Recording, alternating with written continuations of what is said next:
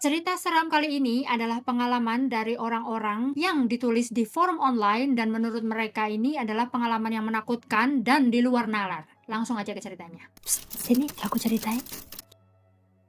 Aku melihat orang-orang tanpa wajah. Kejadian ini sekitar 3 tahun lalu, jadi aku nggak punya fotonya. Waktu itu aku juga nggak punya HP. Mamaku meski aku sudah 13 tahun nggak setuju aku punya HP. Setelah jalan-jalan di taman malam hari, mama siap membawa aku dan adik kakakku pulang. Kami masuk ke mobil dan berangkat seperti biasa. Tapi kemudian aku memperhatikan sekumpulan orang yang sedang jogging. Jumlahnya mencurigakan, banyak banget, sekitar 30-40 orang. Mungkin bahkan 50, dan mereka semuanya tanpa wajah. Ya, tanpa wajah. Aku bilang ke kakak dan adikku dan mereka mengintip ke jendela. Mereka juga melihatnya. Jadi aku tahu ini bukan cuma imajinasiku. Mama juga memperhatikan setelah aku bilang ke dia. Dia menyuruhku untuk mengabaikannya. Tapi aku jelas nggak bisa. Mereka semua pakai jersey olahraga, padahal saat itu cuacanya dingin. Mereka semua berlari di sepanjang trotoar yang sempit. Aku bisa mengamati mereka selama sekitar 5 menit. Bahkan sambil mobil berjalan sejajar dengan trotoar itu. Meskipun kami melaju cukup pelan karena batas kecepatan. Lampu jalan menyala tepat di tempat para pelari itu melintas. Harusnya aku bisa jelas melihat wajah mereka. Tapi wajah mereka memang benar-benar tidak ada. Gerakan mereka biasa saja, postur tubuhnya normal, jogging normal, nggak ada yang aneh dari cara mereka bergerak. Aku ingat waktu itu aku cukup takut, tapi lebih banyak bingung dan penasaran. Kalau ada yang mau tanya, silahkan, aku akan jawab sebaik mungkin. Tambahan, mereka sama sekali tidak mengeluarkan suara apapun. Sejauh yang aku ingat, mereka juga tidak punya bayangan sama sekali. Gerakan mereka semua terkoordinasi dengan sempurna, dan mereka sepenuhnya mengabaikan suara mobil mama yang cukup berisik. Oh, dia lagi diliatin kayaknya. Oke, komentar netizen. Ini memang bikin merinding. Oh, jadi netizen ini bikin gambar dari AI.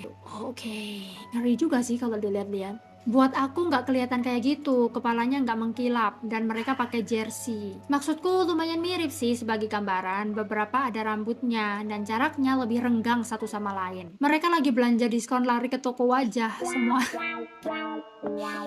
semua barang lagi diskon setengah harga. Pasti ada yang gitu ya, komentar-komentarnya heran aku. Kita lagi di cerita seram, tapi tetap aja ada yang ngelawak. Di area yang harusnya ada wajah itu tampak seperti apa? Kelihatan kayak laki-laki atau perempuan? Atau semuanya satu jenis kelamin? Tingginya rata-rata normal? Warna jersinya apa? Si penulis jawab, area yang harusnya ada wajahnya itu ya kosong gitu, datar. Masih agak membulat kayak bentuk kepala, tapi nggak ada fitur wajah sama sekali. Semuanya kelihatan seperti laki-laki. Tingginya kira-kira sekitar 180 sampai 183 cm. Tapi jangan terlalu dipegang angkanya, aku nggak terlalu ingat jelas. Warna jersinya berbeda-beda satu sama lain. Nggak apa-apa, aku cuma penasaran apakah mereka tingginya abnormal atau enggak. Ini bener-bener aneh. Dan dari semua teori konspirasi yang pernah aku selidiki, ini nggak mirip sama satupun dari mereka. Oh, oke.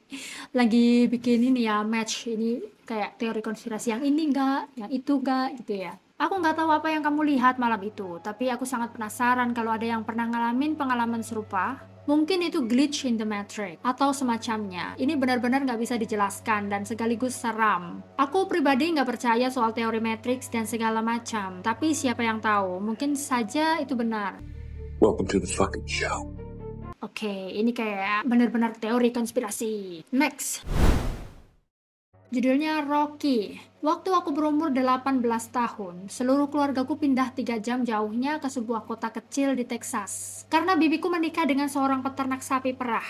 Dan waktu aku bilang seluruh keluarga, maksudnya benar-benar semua orang, kakek nenekku, ayah dan kedua saudara perempuannya, pasangan-pasangan mereka, anak-anak mereka. Aku dan sepupuku baru saja lulus SMA, dan alih-alih memulai kehidupan dewasa di kota tempat kami tumbuh besar, kami malah berkemas dan ikut pindah ke kota kecil yang semua warganya sudah saling kenal. Ayahku seorang petani, jadi nggak butuh waktu lama baginya untuk menemukan orang-orang sevisi dengannya. Salah satunya adalah seorang pria bernama Rocky. Rocky mungkin 20 tahun lebih tua dari ayahku, tapi itu sepertinya nggak pernah jadi masalah. Mereka langsung jadi sahabat karib hampir seketika. Rocky adalah salah satu orang yang tampilannya benar-benar mencerminkan hidupnya. Celana kodok biru, topi tua, sepatu boot kerja, tangan yang sudah dihabiskan seumur hidup di luar ruangan. Dia membantu kami di peternakan sapi, dan Ketika peternakan itu akhirnya bangkrut, dia dan ayahku mulai usaha bersama, membeli tanah dan ternak, lalu membuka tempat pengolahan hewan buruan. Bertahun-tahun lamanya mereka bertani berdampingan setiap hari. Kalau kamu lihat ayahku, biasanya Rocky ada di sana juga. Begitulah adanya. Lalu di tahun 2021 Rocky meninggal. Dia memang sedang sakit, tapi kondisinya sepertinya sudah membaik. Ibu tiriku seorang paramedis dan setiap minggu dia datang ke rumah Rocky untuk mengisi ulang kotak obatnya. Suatu hari saat dia sedang di sana, dia mendengar Rocky terjatuh di kamar mandi. Dia langsung berlari masuk memanggil bantuan lewat radionya dan mulai melakukan CPR. Tapi Rocky sudah mengalami serangan jantung. Saat ambulans tiba, dia sudah pergi. Oh, innalillahi. Secepat itu, ayahku hancur. Rocky bukan sekedar teman atau mitra bisnis, dia adalah keluarga. Oke, sudah dianggap keluarga gitu ya, sangat dekat. Karena di tahun 2021, kami bahkan gak yakin bakal ada pemakaman, tapi Rocky sudah tinggal di kota kecil Texas itu seumur hidupnya. Dia pernah jadi bintang sepak bola lokal, dan dia adalah tipe orang yang dikenal semua orang. Jadi gerejanya penuh sesak. Oh, ini tahun COVID ya, 2021. Aku ingat ayahku menangis. Ini salah satu kenangan paling jelas yang aku punya dari masa itu. Ayahku menangis karena Rocky. Setelah itu, segalanya menjadi sulit dengan cara yang berbeda. Ayahku berduka, tapi di saat yang sama juga harus berurusan dengan keluarga Rocky soal tanah, ternak, dan aset bisnis yang mereka miliki bersama. Semuanya menyakitkan dan rumit, dan gak ada cara yang memisahkan urusan itu dari kesedihan itu sendiri. Udah lagi berduka, ngurus gono gininya, ya kan? Lalu mungkin sebulan atau 2 bulan setelah Rocky meninggal, aku bermimpi. Bukan mimpi aneh, bukan mimpi yang lahir dari duka, sesuatu yang berbeda. Aku melihat Rocky dan aku langsung tahu itu dia. Tapi dia tidak terlihat seperti yang aku kenal semasa hidupnya. Dia terlihat jauh lebih muda, mungkin 30 atau 40 tahun lebih muda. Rambutnya pirang, tanpa topi, dia mengenakan kemeja biru indah dan berkancing rapi, benar-benar dikancingkan, dan celana jeans tanpa lubang. Dia berdiri di tengah ladang gandum setinggi lutut, yang bergoyang ditiup angin di sekelilingnya. Dia bersandar pada tiang kayu di pagar kawat, dan entah bagaimana aku tahu tanpa ada yang memberitahu bahwa dia baru saja selesai memperbaiki pagar itu. Gak ada yang tampak rusak di sana, tapi aku hanya tahu. Aku gak bisa melihat diriku sendiri dalam mimpi itu. Lebih seperti aku diberi izin untuk menyaksikan sesuatu. Tapi Rocky menatap langsung ke arahku, dan meskipun dia tidak mengucapkan sepatah kata pun, aku tahu persis apa yang ingin dia sampaikan. Dia baik-baik saja, dia sudah sampai, dia sudah pulang. Oh my god, aku merinding.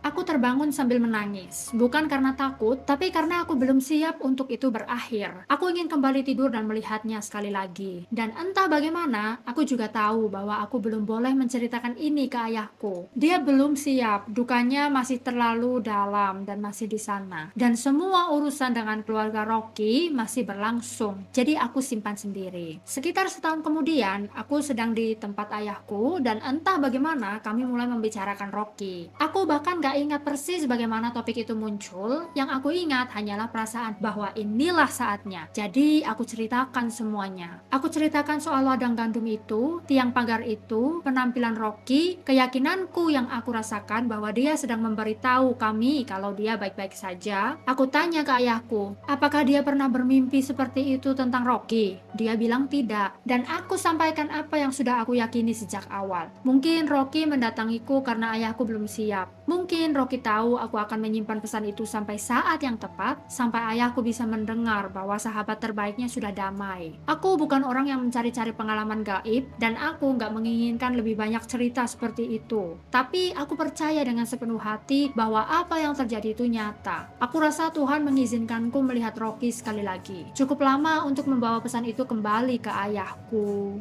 Wow. Itu benar-benar pengalaman yang tidak dinalar gitu ya, bukan yang menakutkan sih. Oke, komentar netizen. Kesaksianmu ini mengagumkan sekaligus mengharukan. Aku sendiri setiap hari membaca atau mendengar cerita-cerita seperti ini lewat percakapan telepon. Dan kalau boleh aku bilang satu hal, kamu benar-benar berhasil menangkap perasaan yang kamu alami dengan sangat baik. Waktu membacanya, rasanya seperti ikut bersamamu di sana. Kerja yang luar biasa. Apa yang kamu ceritakan sangat sesuai dengan pengalamanku. Cukup umum bagi orang yang sudah meninggal untuk menampakkan diri kepada orang yang masih hidup. Tak lama setelah bepergian mereka, atau saat pemakaman, atau bahkan setelahnya. Perbedaan waktunya seringkali soal kesiapan, seperti yang kamu rasakan secara intuitif. Dalam kasus ini, kamu berhasil menyampaikan pesan ke ayahmu, itu sempurna. Aku rasa itulah yang Rocky inginkan. Kalau kamu mau menceritakannya ke orang-orang lain yang mengenal Rocky dan yang siap mendengar cerita seperti itu umumnya hal yang baik untuk dilakukan. Aku rasa kamu tidak akan mendapat kunjungan seperti ini dari orang yang telah meninggal lainnya. Rocky adalah seseorang sangat dekat dengan keluargamu. Jadi kontak seperti ini biasanya tidak terjadi dengan orang lain. Tapi kalau seandainya terjadi, para medium tahu cara menutup pintu itu. Jadi jangan khawatir. Oke, medium itu maksudnya mungkin orang pinter gitu ya. Soal penampilan, orang yang telah meninggal yang terlihat seperti usia 30-35 tahun, itu memang hal yang umum. Bisa dibilang ketika sudah tidak ada tubuh fisik lagi, penampilan jadi bisa dipilih sendiri. Ya, sekalian pilih yang disukai kan? Dan seperti yang kamu bilang dengan tepat, kamu bisa mengenalinya di antara ribuan orang. Terima kasih sekali lagi untuk kesaksian yang indah ini. Oke. Kenapa suaraku jadi habis ya? Mulai habis. Penulis jawab, itu sangat menyentuh. Balasanmu bikin aku mau nangis. Terima kasih banyak. Ini benar-benar pengalaman yang istimewa dan akan selalu aku simpan selamanya. Amin. Memang terasa seperti Yesus mengizinkanmu melihat Rocky supaya ayahmu bisa merasa tenang. Orang-orang yang pernah melihat orang-orang terkasih mereka di surga biasanya bilang mereka terlihat seperti usia 30-an. Penulis jawab, aku suka itu. Aku nggak tahu soal itu sebelumnya. Aku benar-benar percaya itulah yang terjadi. Cerita yang tidak nalar di otak tapi mengharukan. Next. Tunanganku yang sekarat melihat orang-orang yang tidak bisa aku lihat. Balik lagi ini cerita yang menakutkan. Atau mungkin tidak nalar. Aku bersama tunanganku hampir 12 tahun sebelum dia didiagnosa kanker stadium 4. Oh, I'm so sorry. Menjelang akhir dia dipulangkan dari rumah sakit dan menjalani perawatan hospice di rumah. Tinggal menunggu waktu saja. Sedih kalau aku baca beginian lah. Malam pertama di rumah, setelah semua orang berkunjung sudah pulang, aku sendirian bersamanya. Aku bisa merasakan pikirannya perlahan mulai kacau. Kankernya sudah menyebar karena dia mulai mengatakan hal-hal yang gak masuk akal. Misalnya, dia mengambil sesuatu yang gak kelihatan, menyodorkannya ke aku dan bilang, ini, simpen ini di tasmu. Bagaimanapun, aku sedang duduk di kursi di sebelah tempat tidurnya ketika dia tiba-tiba bilang, kenapa dia ada di sini? Sambil menatap ke arah belakangku. Aku tanya siapa? Dan dia jawab, nenekmu. Nenekku dulu tinggal di rumah itu. Kami pindah ke sana setelah beliau masuk panti jompo karena demensia. Dan beliau meninggal di tahun 2017. Aku bilang ke dia untuk mengikuti nenek dan lihat apa yang beliau mau. Tapi dia malah sangat ketakutan dan bilang dia nggak mau pergi. Oh, jadi neneknya stay di situ ya, ngeliatin dia aja. Oke, semoga aja neneknya baik. Malam berikutnya dia bertanya lagi, mereka itu siapa? Aku tanya siapa? Dan dia bilang, yang di lorong itu, tapi nggak ada siapa-siapa di sana. Oke. Beberapa malam kemudian dia melihat nenekku lagi. Kali ini dia nggak takut, tapi aku nggak bertanya lebih jauh karena kondisi mentalnya terus menurun. Dan dia mudah sekali tersulut emosinya. Aku ingat waktu itu bertanya-tanya dalam hati. Dari semua orang, kenapa dia melihat nenekku, bukan kerabat atau temannya sendiri yang sudah meninggal? Dia pergi keesokan paginya. Wah, sudah meninggal ya. Sambil menggenggam tanganku dikelilingi keluarga. Seolah semuanya belum cukup bikin merinding, dia meninggal tepat di hari keempat tahun kematian nenekku. Oh, hari kematiannya sama kayak kematian neneknya ya. Aku sudah pindah rumah sejak saat itu, tapi aku masih merasakannya di sana juga. Hah? Maksudnya merasakan di rumah barunya. Aku nggak benar-benar melihat dia, tapi aku tahu persis penampilannya sekarang. Pakaian apa yang dia kenakan, bagaimana dia terlihat, dia tampak sehat lagi, seperti dirinya yang dulu. Aku bertanya-tanya kenapa dia belum melanjutkan perjalanannya. Tapi dugaanku dia sedang menunggu sampai dia benar-benar yakin aku baik-baik saja dan bahagia. Oke, bentar aku merinding. Jadi dia ngelihat gitu ada sosok tunangannya. That's weird. Komentar netizen, ini hal yang wajar banget. Aku pernah jadi perawat onkologi bertahun-tahun dan menemani banyak orang-orang yang sekarat. Semua orang melihat seseorang. Beberapa bahkan memperkenalkanku ke orang-orang yang mereka lihat. Aku nggak bisa lihat mereka, tapi kamu bisa merasakannya. Aku selalu merespon seolah itu hal yang normal, karena memang normal dan semua orang merasa tenang. Oh, oke. Apa iya itu normal? Apa ada yang pernah ngerasain juga? Coba komen di bawah. Terima kasih sudah berbagi. Ini sangat menenangkan hati. Mengetahui ada kemungkinan kita nggak akan pergi sendirian. Dari pengalamanmu, apakah ada orang yang sekarat yang pernah menyebut melihat hewan peliharaan mereka yang sudah meninggal? Aku berharap bisa melihat anjingku datang menjemputku nanti. Oh, dia tanya ke perawatnya itu ya. Ibuku meninggal di rumah dengan perawatan hospik. Sekitar seminggu sebelum beliau pergi, dia terus melihat nenekku di sudut ruangan dan kadang di atas tempat tidurnya. Beliau sering mengulurkan tangannya ke arah sana. Di awal hidupku, aku punya sahabat dekat yang meninggoy mendadak waktu aku berumur 21 tahun. Itu hal paling menghancurkan yang pernah aku alami sampai saat itu. Beberapa hari kemudian aku bermimpi dan rasanya lebih nyata dari apapun yang pernah aku alami sejak saat itu. Dia mengejarku dengan mobil sambil melambaikan tangan. Aku menepi dan kami berpelukan seperti nggak pernah sebelumnya. Dan kami berdua tahu bahwa dia sudah pergi. Aku terbangun dari mimpi itu dan gak ada yang bisa meyakinkanku bahwa itu bukan dia yang benar-benar datang untuk berpamitan. Kok aku merindingnya? Hal yang sama terjadi padaku juga. Seorang teman mengalami kecelakaan waktu kami berumur 25 tahun. Beberapa hari setelah dia meninggoy, aku mengalami mimpi paling nyata yang pernah aku rasakan seumur hidup. Dan aku akan selalu mengingatnya. Dia mengetuk pintuku, aku membukakan pintu, dan kami duduk ngobrol di sofa. Setelah beberapa saat itu, dia berdiri dan bilang, "Aku harus pergi, masih banyak orang lain yang harus aku kunjungi malam ini." Aku mengantarnya ke pintu, kami berpelukan, dan aku terbangun. Gak ada yang bisa meyakinkan bahwa itu bukan dia yang datang untuk pamitan. Oke, masih soal pamitan juga ya, netizen lain. Hal serupa juga terjadi padaku. Ayahku menghilang dari hidupku waktu aku masih remaja. Dia punya masalah kesehatan mental yang berat. Suatu hari, mereka menemukan dia sudah meninggoy. Dan satu-satunya nomor telepon yang mereka temukan adalah nomor rumahku. Sehari setelah mereka menghubungiku dan meminta aku datang untuk mengidentifikasi jenazahnya, aku bermimpi yang paling indah. Dalam mimpi itu, aku sedang tidur setelah merencanakan pemakamannya. Telepon rumah berdering dan aku buru-buru mengangkatnya supaya nggak membangunkan anggota keluarga lain. Suara di telepon bilang, "Halo nak, ini ayah. Maafkan ayah sudah meninggalkanmu." Aku bilang aku mencintainya, lalu tanya dia baik-baik saja dan di mana dia sekarang. Dia bilang, "Ayah nggak bisa cerita di mana, tapi kamu perlu tahu di sini nggak ada orang yang bersin." Hah? Bersin? Aku bingung dengan komentar aneh itu. Lalu dia bilang, "Ayah harus pergi sekarang, tapi ingin mendengar suaramu dan memberitahu kamu bahwa ayah baik-baik saja." Dia menutup telepon dan aku mendengar nada sambung. Aku kesal dan membanting gagang telepon, dan saat itulah aku terbangun. Oh, oke.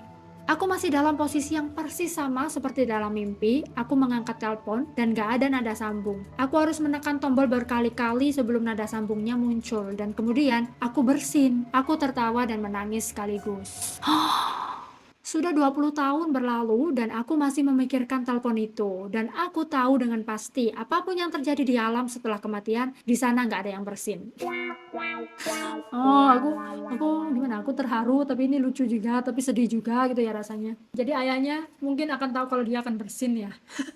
Aku pernah bermimpi setelah kehilangan kakekku. Aku sedang berjalan di sebuah jalan setapak ketika tiba-tiba aku sadar dia berdiri di sebelahku. Bukan hanya aku melihatnya, aku juga mencium baunya. Dan ketika aku mengulurkan tangan, aku bisa merasakan bahan jaketnya. Itu satu-satunya pertama kali dalam hidupku yang aku bisa ingat menggunakan indera lain selain penglihatan dan pendengaran dalam mimpi. Waktu aku sadar itu dia, rasa lega yang aku rasakan gak bisa digambarkan dengan kata-kata. Rasanya seperti, ya Tuhan, akhirnya kami di sini. Aku mengulurkan tangan dan kami berpelukan. Aku terbangun beberapa detik kemudian sambil menangis sesenggukan. Aku masih merindukannya begitu dalam. 16 tahun berlalu dan aku masih berkaca-kaca setiap kali memikirkannya. Ternyata banyak sekali yang pernah mengalami kejadian seperti ini ya. Beberapa minggu sebelum suamiku meninggal, dia bilang melihat arwah-arwah di lorong di luar kamarnya. Dia nggak terganggu, bilang dia nggak mengenal mereka, mereka hanya ada di sana. Aku waktu itu masih dalam penyangkalan total tentang apa yang sebenarnya terjadi. Dan aku merasa lega, dia nggak mengenali mereka. Aku pikir oke, berarti belum waktunya. Ketika dia sudah dalam proses aktif meninggoy dan sudah kehilangan kemampuan berbicara, dia membuka matanya dan menatap ke sudut ruangan lalu berkata, "Oke, bagus."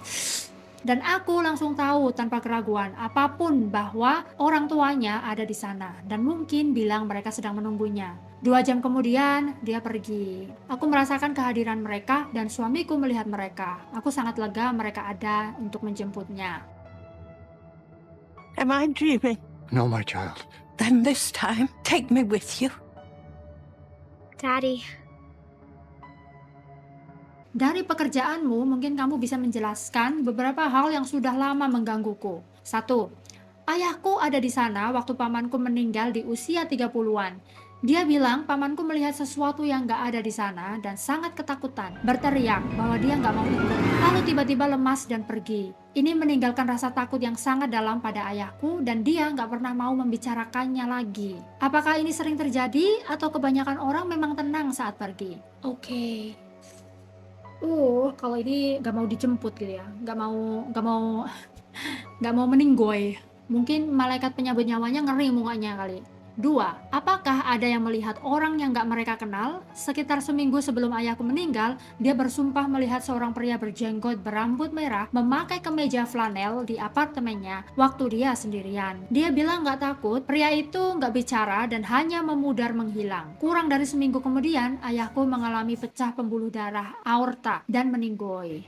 Jadi si netizen ini benar-benar mengalami di sekitarnya gitu ya, bahwa pamannya begini, ayahnya begitu. 3. Saat ayahku meninggoy, semua anak-anaknya ada di kamar rumah sakit itu. Kami baru saja kehilangan ibu beberapa bulan sebelumnya. Jadi semua berharap bisa merasakan kehadirannya atau kakek nenek kami. Tapi nggak ada satupun dari kami yang merasakan apapun. Saat ibu meninggoy pun sama. Kami semua ada bersamanya, tapi nggak ada yang merasakan kehadiran siapapun. Intinya yang ingin aku tanyakan, apakah kamu melihat pola tertentu pada orang yang melihat sosok lain sebelum meninggoy? Atau pada keluarga yang bisa merasakan kehadiran dibanding yang tidak? Penulis, aku turut berduka atas kehilanganmu dan semoga kamu bisa menemukan ketenangan dalam kehadirannya. Dijawab. Oke. Aku akan coba jawab sebaik mungkin. Dari ratusan orang yang pernah aku temani saat mereka pergi, hanya satu orang yang bereaksi ketakutan terhadap apa yang mereka lihat. Kami semua gak yakin apa artinya. Tapi kamar itu memang kamar yang gak pernah kami masuki sendirian. Selalu ada perasaan gak enak dan aktivitas yang terus menerus. Tapi waktu orang itu akhirnya meninggoy beberapa hari kemudian, keluarganya datang untuk menjemputnya. Menurutku mereka hanya belum siap atau belum menyadari betapa dekatnya mereka dengan kematian. Jadi wajar kalau panik. 2. Ya, dan biasanya itu anggota keluarga yang meninggoy sebelum mereka lahir. Semacam leluhur, kami beberapa kali punya kerabat tua yang masih hidup di ruangan itu dan mereka mengenali deskripsinya. Oke. Jadi yang menjemput itu seperti leluhurnya dulu gitu ya. 3. Kalau kesedihannya terlalu dalam, sangat sulit untuk merasakan kehadiran arwah. Itu yang menjelaskan kenapa seringkali orang baru bisa merasakan atau bermimpi tentang mereka jauh setelahnya. Kamu perlu dalam kondisi rileks dan terbuka, dan itu memang sangat sulit dilakukan di sisi ranjang kematian seseorang. Dari pekerjaanku di sana dan dari anggota keluargaku yang telah pergi, aku tahu dengan pasti orang-orang yang telah meninggoy itu datang kepadamu. Kamu tidak sendirian, dan orang yang sakit parah pun punya kendali tertentu atas kapan mereka pergi. Ada yang berusaha bertahan menunggu keluarga datang atau menunggu izin dari keluarga untuk pergi. Ada juga yang menunggu sampai keluarganya benar-benar keluar naik lift untuk ambil kopi, baru saat itulah mereka pergi. Tunggu bentar. Sebenarnya aku ada pengalaman juga sih yang soal ini memilih kapan meninggoynya ya. Jadi ini saat nenekku meninggoy, bude aku cerita sebelum simbahku pergi, simbahnya ini minta makan ke bude, terus bilang, "Oke, aku ke dapur, aku ambil makanannya ya." Terus dia pergilah. Waktu bude balik, simbahnya udah nggak ada. Itulah satu pengalaman cerita dari budeku itu. Sekitar 10 tahun lalu, aku mengalami patah tulang tengkorak akibat penyerangan. Satu hal yang masih terus terngiang adalah setelah aku aman dan penyerangnya kabur, aku melihat sesuatu. Bukan cahaya putih, lebih seperti gambar statis seperti layar TV yang gak ada sinyalnya. Sepertinya makin mendekat, tapi aku sama sekali gak merasa cemas, aku hanya diam mengamati, ingin tahu itu apa. Lalu terdengar suara dari depanku, atau tepatnya di atas keningku. Itu apa? Suara dari kiriku menjawab, "Nggak tahu, itu kira-kira itu yang namanya cahaya putih itu." Lalu suara ketiga bicara. Sementara gambar statis itu sepertinya hampir menyentuh tepi pandanganku. Dengan suara yang sangat dalam dan berat, aku nggak peduli itu apa, kita nggak kemana-mana. Dia ngomong sendiri gitu ya. Ada tiga yang ngomong, di depan, di kiri, dan suara ketiganya juga. Oke. Lalu Lalu terdengar suara seperti petir yang berlipat ganda. Penglihatanku pulih. Aku ternyata sudah berdiri di sana tanpa bisa melihat apapun sebelumnya, dan aku melihat sekeliling. Hanya ada seorang pria dan wanita yang sedang menolongku. Tapi suara-suara itu bukan milik siapapun yang aku kenal. Dan gambar statis itu, aku punya perasaan bahwa kalau itu sampai melewati tepi pandanganku, akan ada semacam perubahan besar yang terjadi. Aku hanya menunggu untuk melihat apa. Aku merasa aku bisa memilih untuk hidup atau mati. Tapi karena aku nggak tertarik ke salah satu arah pun, sesuatu menjadi nggak sabar dan membuat pilihan yang nggak aku buat sendiri. Oke, aku nggak punya kata-kata untuk ini. Ini aneh bin ajaib dan tidak nalar, tapi ya itu mungkin otak kita masing-masing gitu yang menggambarkan gimana kejadiannya begitu kali ya. Tapi itu juga ada suara-suara yang dia nggak tahu, dan mereka itu saling bersautan kayak di samping dia gitu loh, lagi ngomong ini gimana gitu kan ya. Ngeri juga itu, malaikatnya itu lagi ngobrol. Oke, aku pernah ngalamin hal serupa waktu diserang dan dicekik. Aku seperti melayang sedikit di luar tubuhku, dan aku mendengar diriku sendiri berkata, dia mau membunuhku, bangkit, kita nggak akan pernah pergi dengan cara seperti ini. Entah bagaimana aku berhasil melepaskan diri dan berdiri dengan kekuatan yang seharusnya nggak mungkin ada dalam posisi seperti itu. Oke. Mungkin itu kekuatan diri kita yang merasa terdesak dan akhirnya keluarlah itu superpower kita. Gimana menurut kalian? Makasih sudah nonton video ini, dan kalau kalian suka boleh juga nonton video selanjutnya yang ada di layar, dan jangan lupa subscribe.